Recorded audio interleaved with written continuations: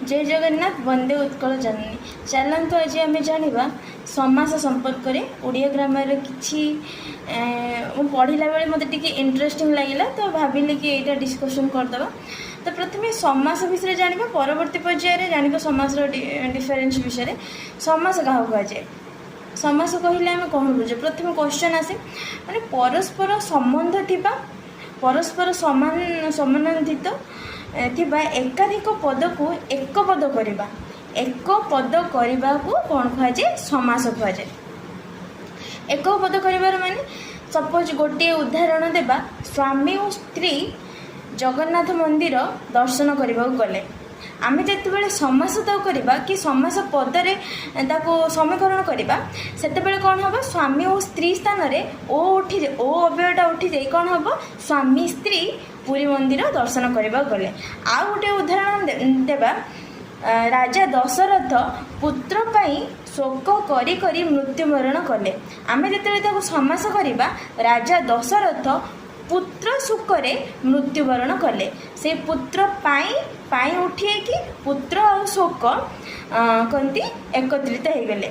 ये एकत्रित करने को पुत्र और शोक मध्य संबंध थिला से संबंध को एकत्रित कर प्रक्रिया को कौन कहुए समास कहुए। समास परस्पर संबंध थिबा पद मान को एकत्रित कर एक प्रक्रिया किंतु से प्रक्रिया पर जो शब्द सृष्टि हुए पुत्र पाई शोक पाई उठीगला पुत्र शोक एक शब्द नूतन शब्दर एक सृष्टि है से शब्द को से संबंध संबंधान्वित शब्द को कौन कहुए कहते समास पद बा समस्त पद कहुए।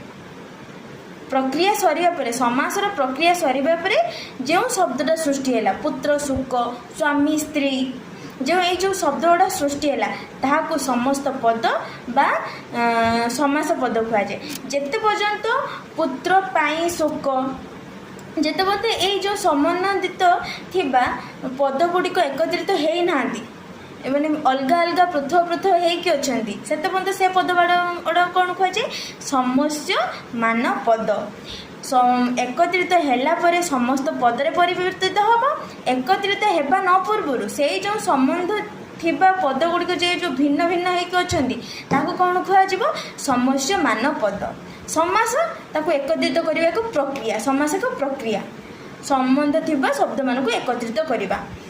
आउ जान आम समासर उद्देश्य कौन समासर उद्देश्य हूँ कौन एक माने संक्षिप्तकरण करवा संक्षेप करवा।